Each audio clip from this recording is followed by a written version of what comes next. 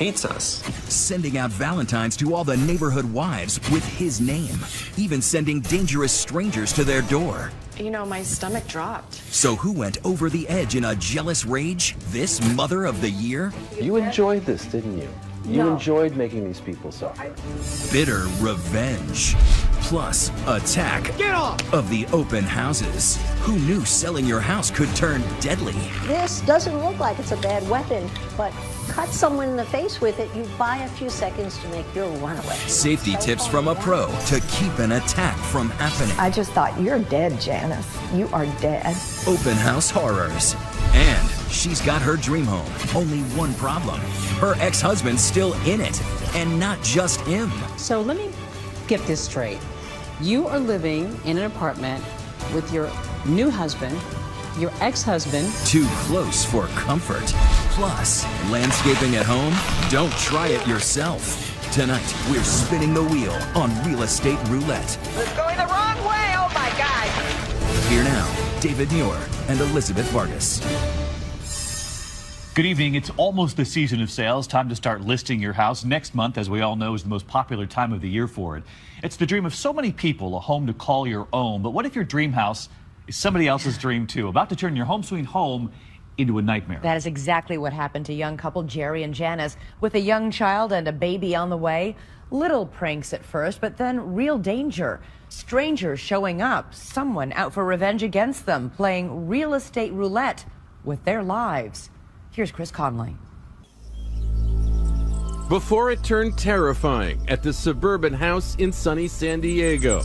Every week something was happening, something else was happening. You have no idea who it could be. Someone was trying to rape my wife. It's scary. Before this young couple took note of every act against them. Before they took desperate measures to protect themselves from spikes on the fence. It's always on our mind. That stuff never goes away. To self-defense instruction. I would kind of think about like the escape route. Before all that, in the fall of 2011, Jerry Rice, a former competitive swimmer, was teaching special ed classes for kids with autism.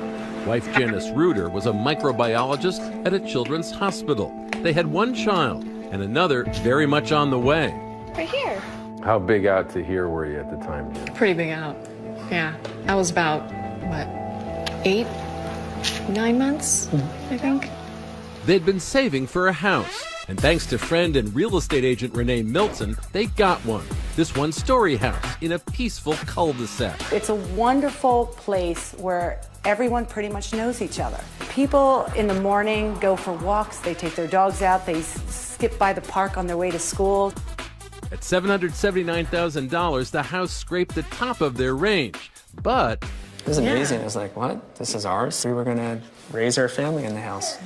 And we're going to start really soon. Yep.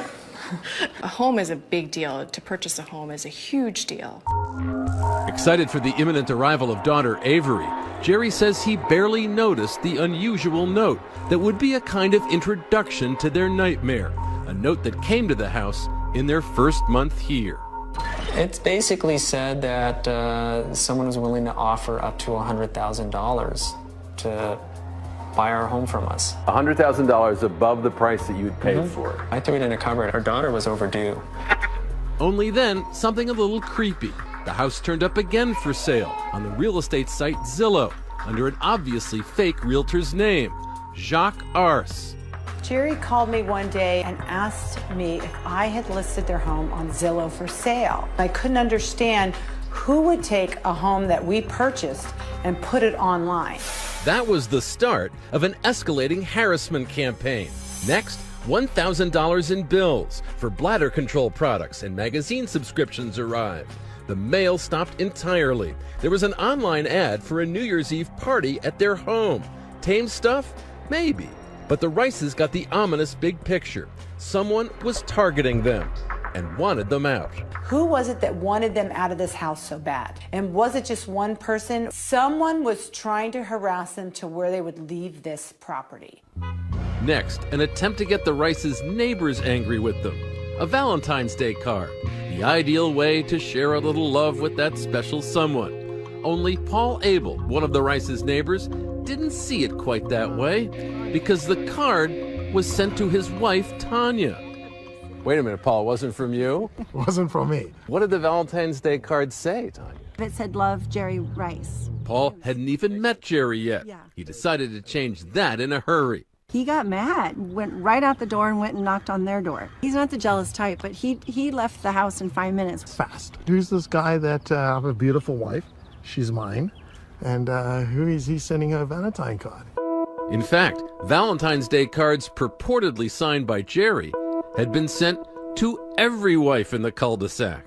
You know, it's the same thing I said to everyone. I'm really sorry we're getting harassed by someone. Someone obviously hates us.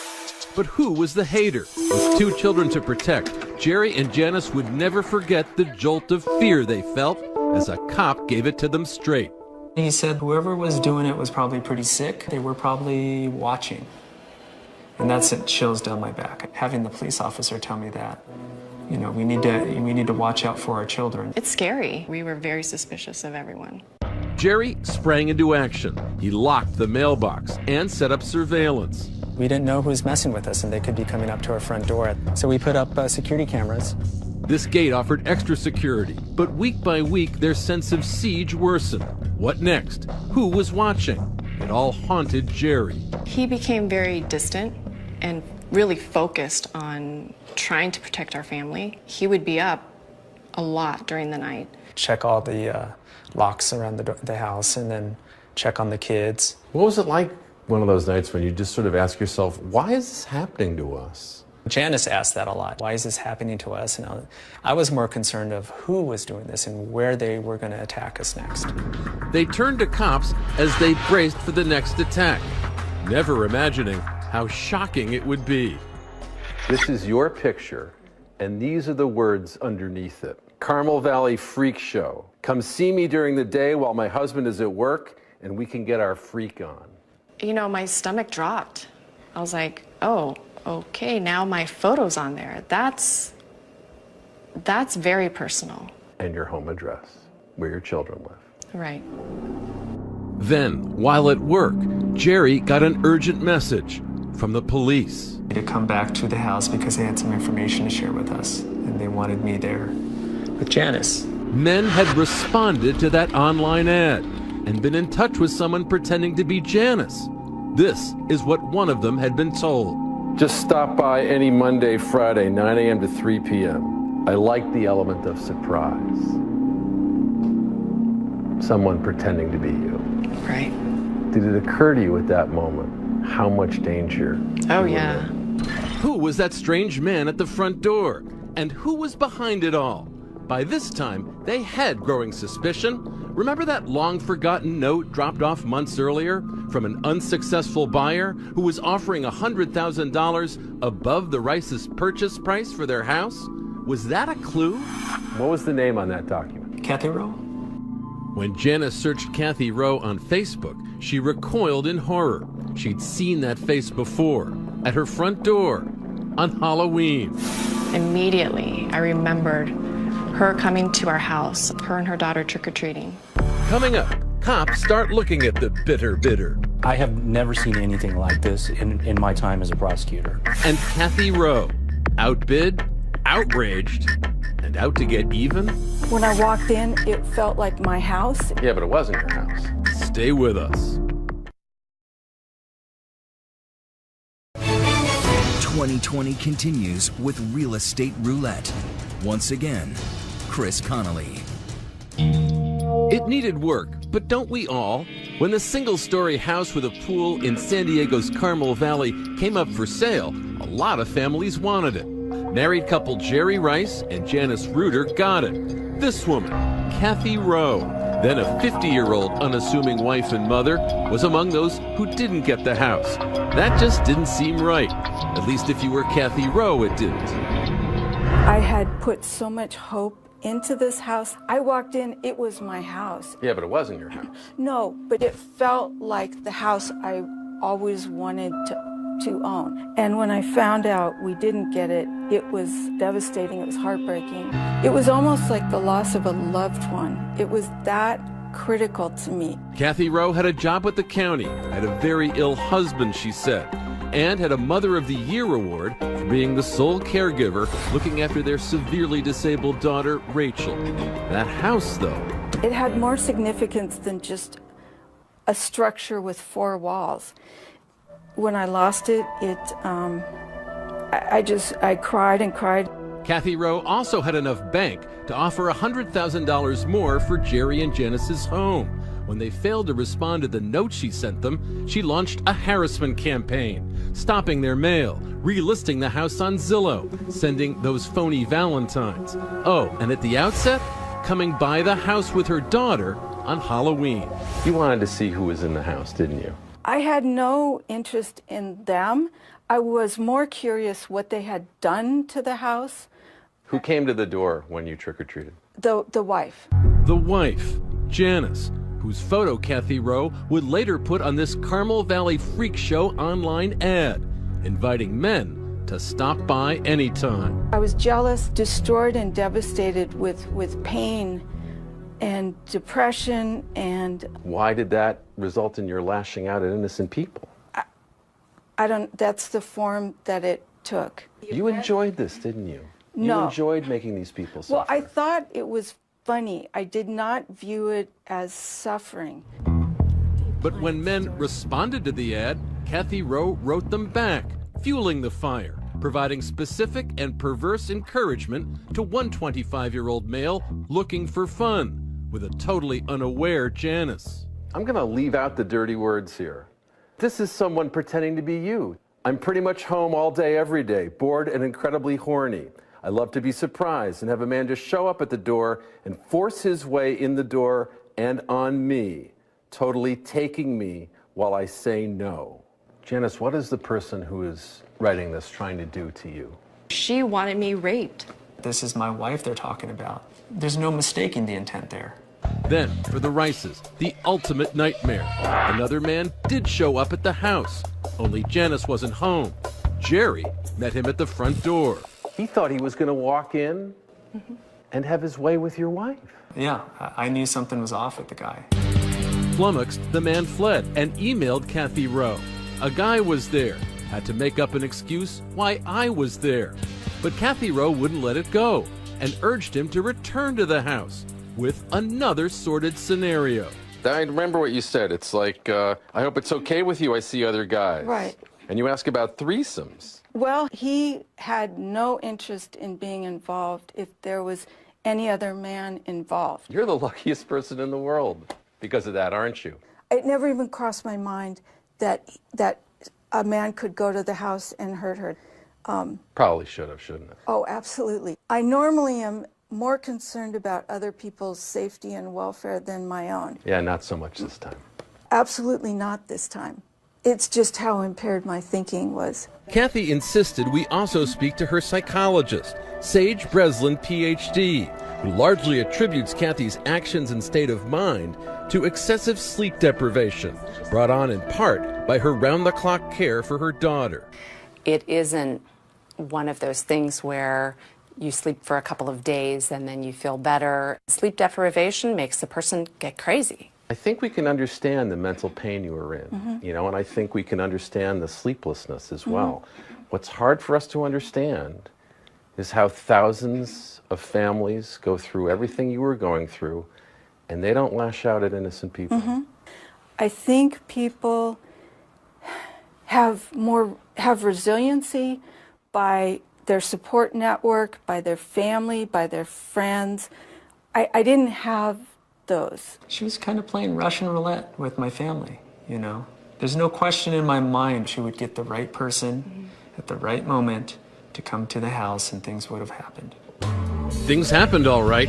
Catch, the high-tech law enforcement task force, connected the dots between those sexed-up online solicitations in Janice's name and Kathy Rowe's computer. We identified Miss Rowe through search warrants to Yahoo, and then that led to the identification of the residence.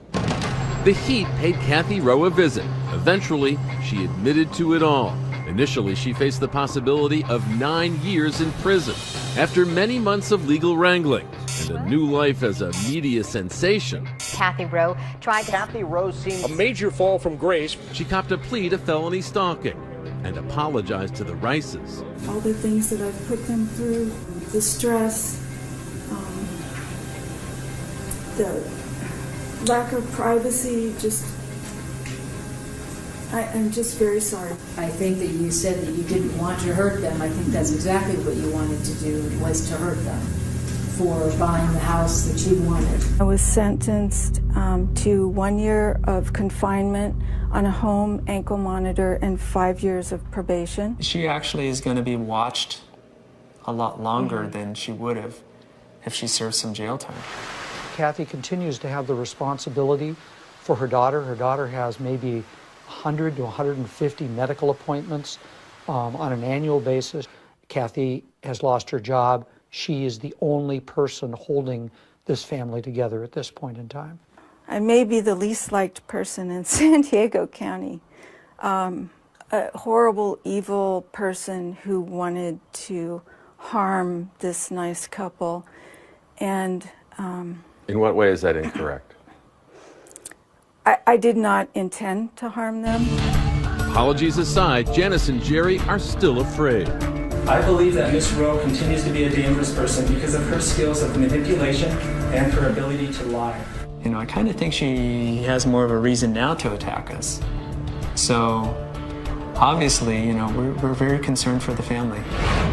Oh, and speaking of families, Kathy Rowe bought a new home for her family, just 1 mile away from Jerry and Janice's place.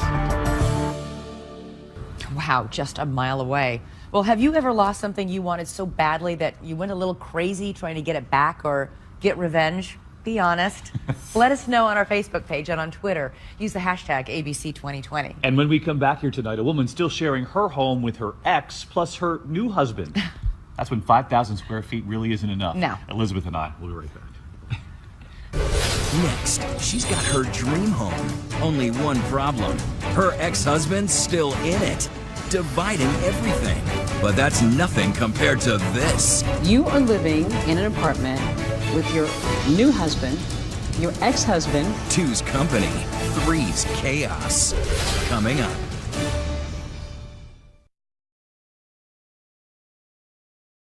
After a divorce, it's often all about dividing up the estate. But what about when a divorced couple continues to live together? Well, that's when you see locks on the bedrooms, even X's marked on pieces of fruit, meaning stay away. But when a new husband comes into the mix, having to share space with the ex, is it the perfect storm? Deborah Roberts finds out. In her 20 years in real estate, Carol E. Levy rarely finds a problem she can't fix. Apartment drab, she'll make it fab. Space not great, she'll renovate. It needs a major kitchen redo. And make you tons of money. I have single-handedly sold over $1 billion worth of residential real estate in Manhattan. Carol's 100% hands-on and not afraid to get those hands dirty. I love New York.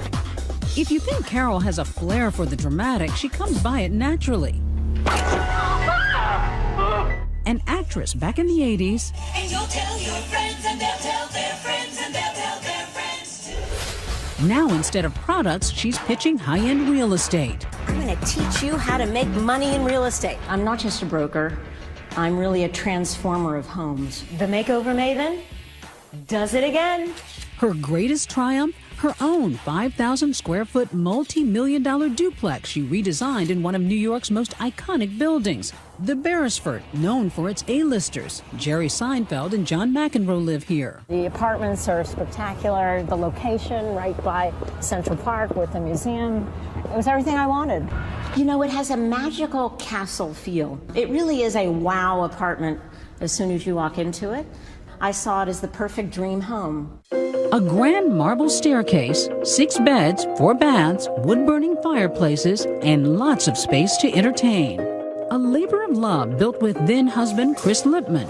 Okay, great. So the wall here would be... Father of her 2 daughters, Chloe and Cameron. Say hi, Daddy. Hi, Daddy. Just over 10 years after creating that palace in the sky fell in on their marriage. They divorced. And for the past 4 years, the self-proclaimed makeover maven has been facing her toughest real estate hurdle yet.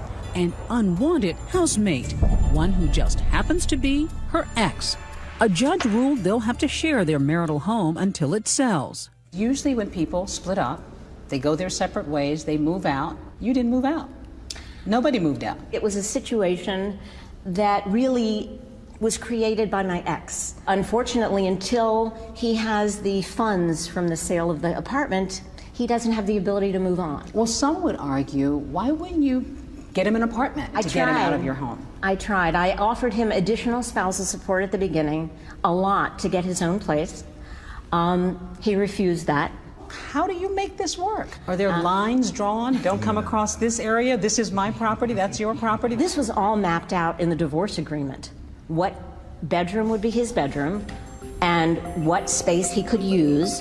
This floor plan shows those lines of demarcation. Carol and her teen girls live upstairs. The ex, he's on the floor below. Way in the back of the apartment is the guest bedroom. Chris declined our request for an interview and even insisted we not enter the home. So Carol, still an actress at heart, agreed to film for us. He, by the way, installed just a small lock on the door. Is there anything about the arrangement that's toxic for your daughters, do you think? There's nothing at all toxic. I think it's been healthier for them that the divorce wasn't suddenly, abruptly daddy moving out. But there's got to be something tough about the arrangement. There are some times when his presence there, I do feel is intrusive on my life. Like if I am in the kitchen and I want to go in there and he's there. And yeah. Does he ever cook something in the kitchen that you don't like or that's smelly or leave dishes around the kitchen, or do you ever run into those day-to-day little... Well, he doesn't clean up after himself, and I do pay for the housekeeper. So there is a little resentment there. In fact, it seems most of the friction happens in that shared kitchen. Let's call it the demilitarized zone. Lines have been drawn, but where? Let me show you. He marks his food, every piece of it, with an X. Oh, don't touch. Oh. Splitting up without splitting isn't as uncommon as it sounds. In this economy, a growing number of exes can't afford to live apart. But Carol's situation may top them all. Recently, she met her new Romeo. Or Jolio? Wherefore art thou, Jolio? I'm down here, my love. Wait, he may resemble her ex, but this is Carol's new love, Joel Gorin. They married, he moved in, and 8 weeks ago, baby Chase joined the fun.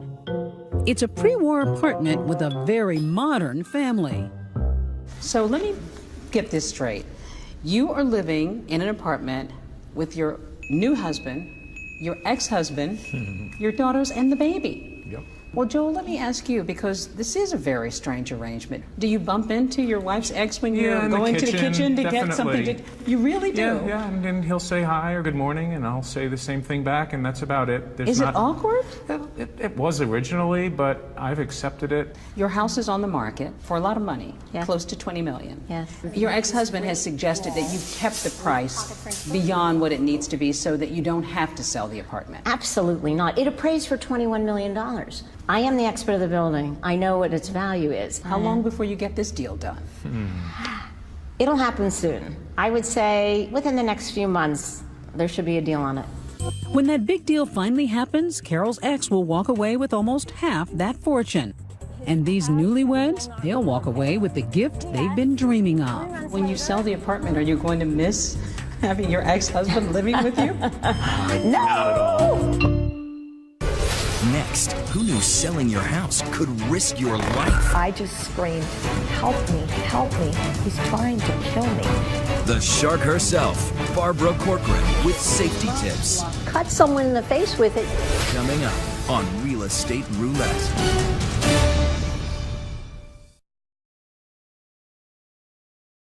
Hard to believe, but even in this cold snap, people are already getting ready for it, putting their houses on the market. As I mentioned, March is the most popular month to do it. But along with it come those open houses. But here's the question tonight. Are you opening your home to someone looking for something else? Here's Rebecca Jarvis. Real estate agents are starting to salivate. Home sales are up, interest rates are low, and the economy is improving. You'd think they'd all be out there staging homes and prepping listings, right? Throw.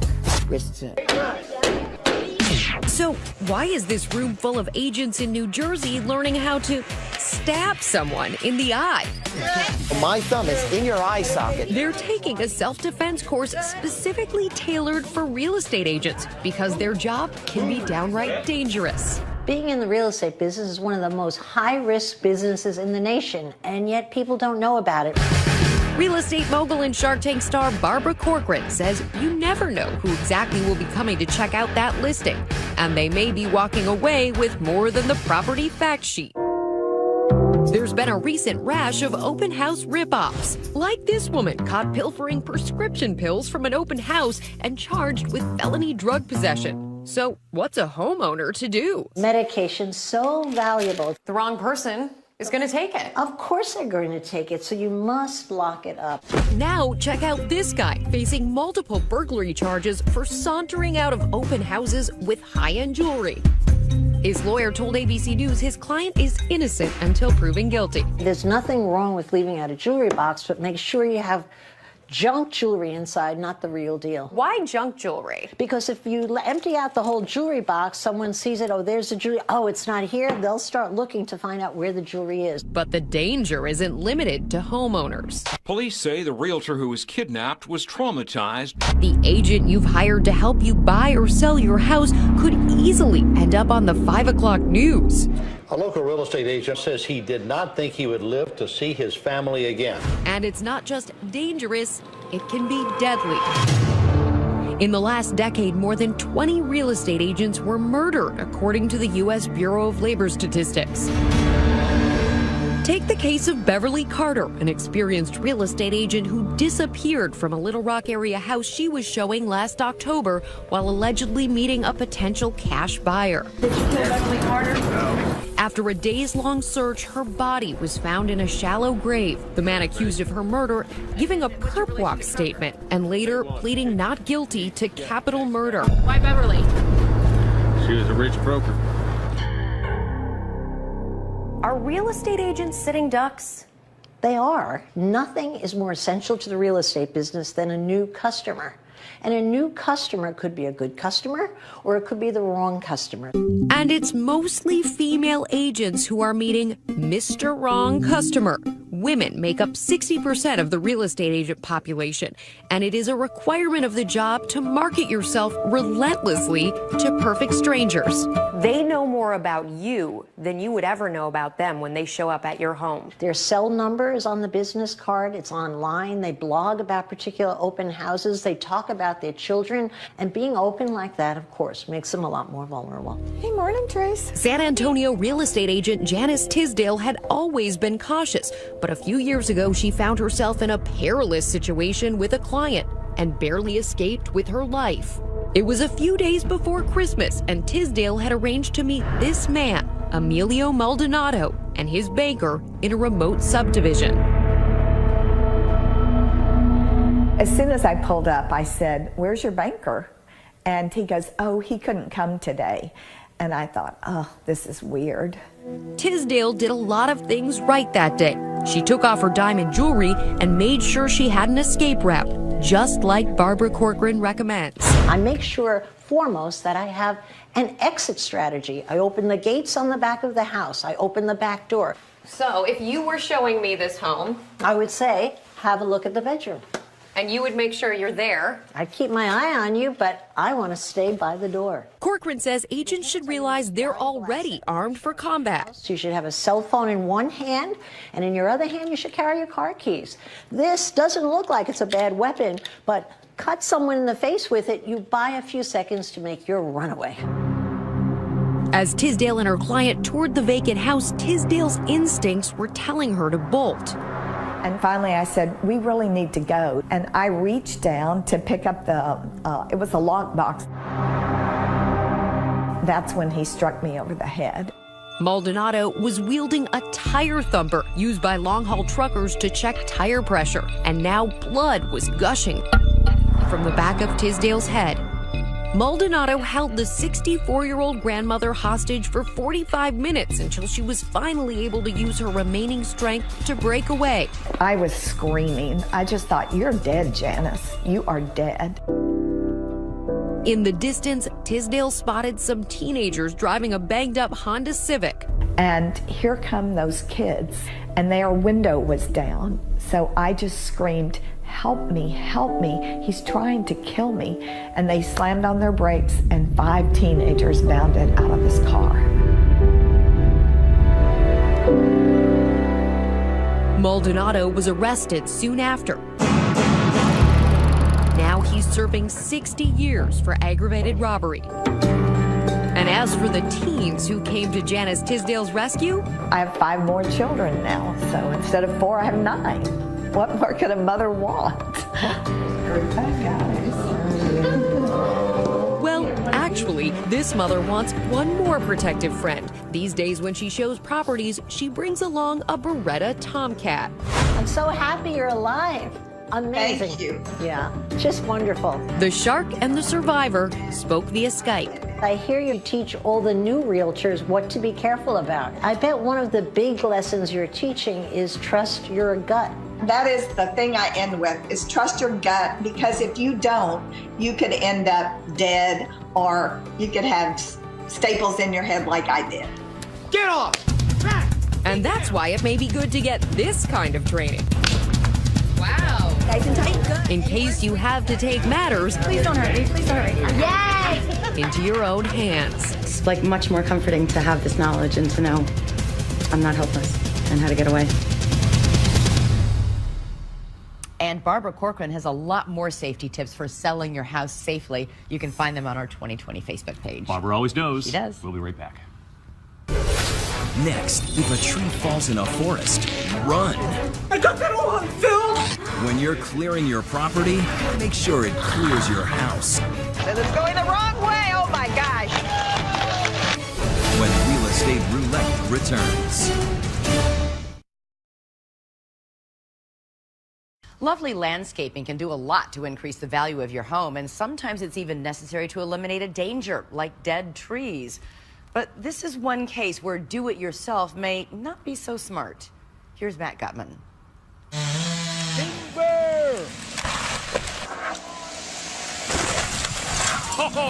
This grove of Douglas firs is laying waste to somebody's house. What's up with that?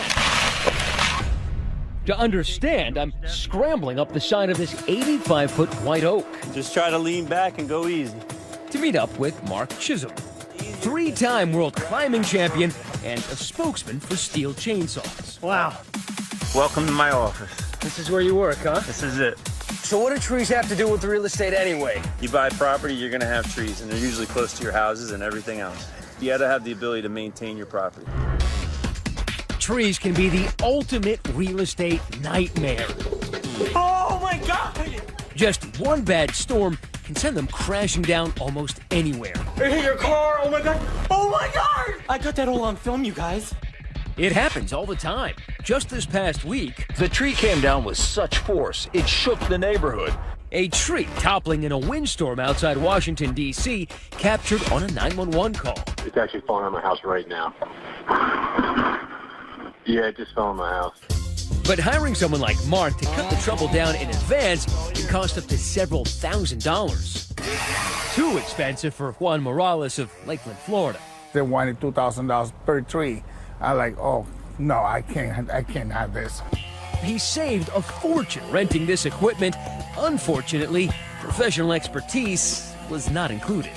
My brother had the boom lifted as high as he could go. I got scared because he was way too close to the tree. By that time, I started yelling at him, "Get out! Get out of there!" And I heard that tree snap.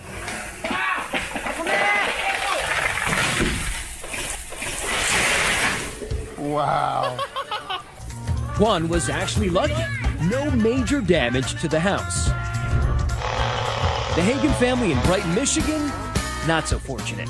The big chainsaw is now on the porch. That's Elizabeth doing the somewhat skeptical play-by-play as her husband Craig does his best Tim Allen from Home Improvement.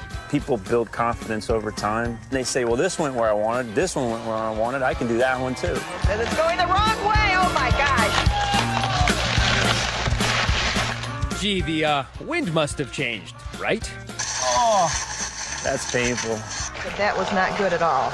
No, it wasn't. The Hagans had a good $1,000 worth of damage on their house. It's not like, oh, this guy is 1 in a million. This is common. I mean, they're all over the internet.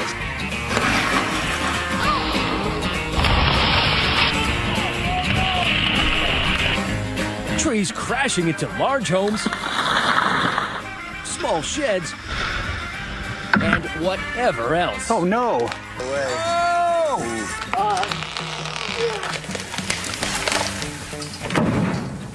Told you it was gonna fall that way. The good news for all you apprentice Paul Bunyan's out there, if you destroy your house with a tree, insurance is supposed to pay. However, if you miss the house itself and only destroy the front yard, you're on your own. When it's not your house, it's oddly compelling to watch. There goes your power, fool. But Mark says it isn't funny. A lot of people get hurt or killed by doing this. It's a big problem. What are they doing wrong? A lot of people come to a tree, they say, this has got to be simple. You just slice right through it, right? Yeah, and that's a mistake. You can't just... Mark says cut straight through, the tree just falls where gravity takes it. For control, you need to start with a face cut in the front of the tree, a back cut in the rear, and never ever cut through the middle, called the hinge. You can teach someone how to do this in a day. Yes. Mark is going to show me on this 45-foot white pine already slated to be removed. Here we go. Stand back. Yep. Got it turned on, huh? There you go.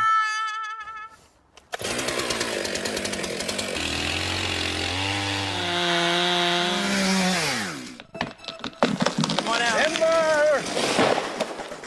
I told you could do it.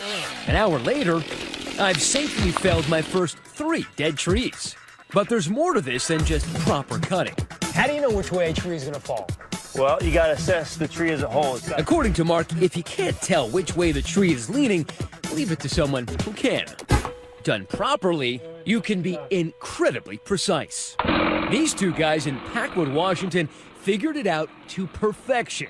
Precision almost hard to believe. Beautiful. That is worth another look. 60 feet of pine through about a 3-foot opening. Beautiful. Thank you, guys. Then there's Brian Anderson of Middleton, Idaho, whose property we showed you earlier. I want this thing to obliterate that house. I want a pile of toothpicks when we're done. He wanted to build a new home where his old one was standing. To cut demolition costs, he figured, why not just use those giant Douglas firs? How often do you get to see a tree fall through and cut a house in half? We had about 6 trees fall. Well, there it goes, there it goes, there it goes. Hearing the windows break, hearing the wood crack, seeing branches fly. A ton of fun. Back in the woods, it's time for my final exam, and I need a target. Keeping with the real estate theme, we opt for this majestic mansion dollhouse. So you're saying that I can hit that dollhouse with this tree? You can, but I'm not saying it's going to be easy. Here we go. Move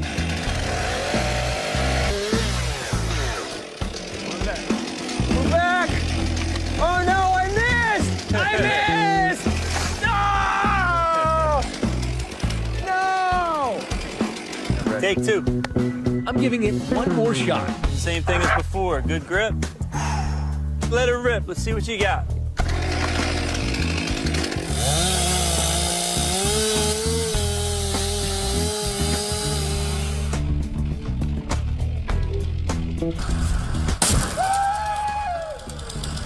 Give it up, Teach!